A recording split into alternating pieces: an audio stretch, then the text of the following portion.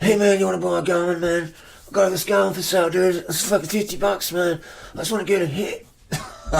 So lean, look like a crack addict. Garmin 1000, this is actually an 800. The Garmin 1000 review, Garmin Edge 1000 is coming out in May apparently. Asked, dude, I can do a quick review about it.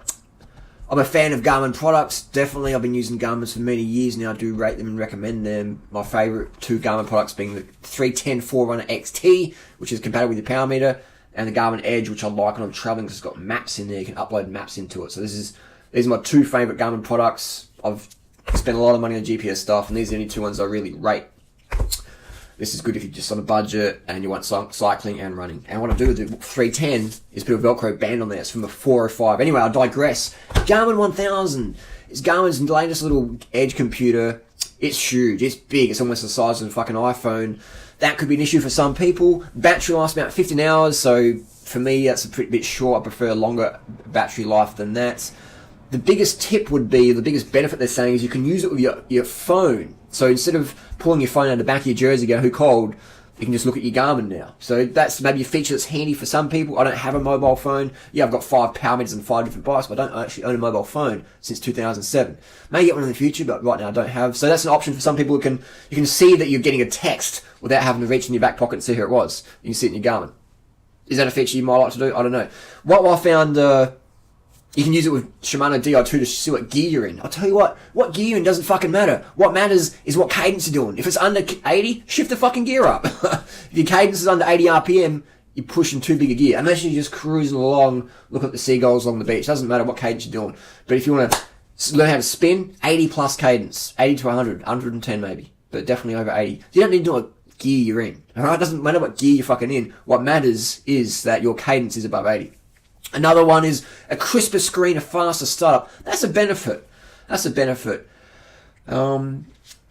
like the Garmin Edge Touring, but you can type in, let's say you arrive in Rio de Janeiro, you want to do a 50k ride, you type in 50k ride loop, hilly, flat, whatever, type it in, boom, it just sends you out in a little course. So that's cool. That's what the Edge Touring has that. But the Edge Touring, you can't use a power meter with it. So I think Garmin should just make a one-all product and just sell fucking massive units of it, drop the price, make it a little bit more affordable, and just fucking go viral with the product. Stop trying to be Apple. Well, Apple's actually pretty good, but Garmin are trying to be, I'm not sure what they're trying to do, but they're trying to make so many products that could just be put in one and just sell more units. That's my tip anyway. Another tip would be Garmin Strava, Garmin Connect, which is, I've been using that since 2009. It's a great little format, it was back in 2009, but when Strava come out, I mean, Strava's like YouTube and Vimeo, alright? Garmin Connect is Vimeo, Strava is YouTube.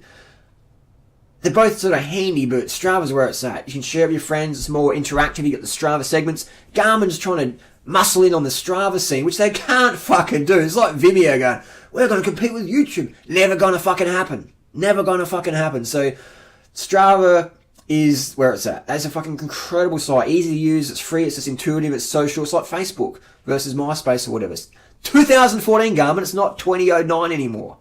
Alright, so Garmin are trying to have their little Strava segments on Garmin Connects. There's no one going to be on there. Everyone's on Strava.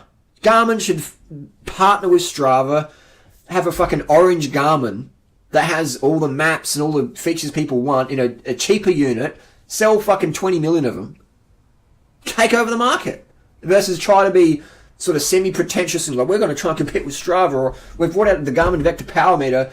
Yes, it's 5 years out of date, and it's very expensive, and it's clunky, and it's heavy, and it's a bitch to fucking operate and calibrate and install, but Stage's Power Meter has kicked our asses, yes, but no, we don't pretend to...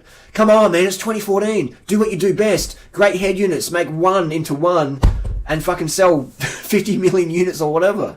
Change the scene, change the industry. Otherwise, you're going to get really good at things that are really dumb. Who wants to go on Garmin Connect to have a new Strava? Like 5 people? That's my little tip. I would like to see a 25-hour battery life for people who want to do 24-hour rides without having to charge it up.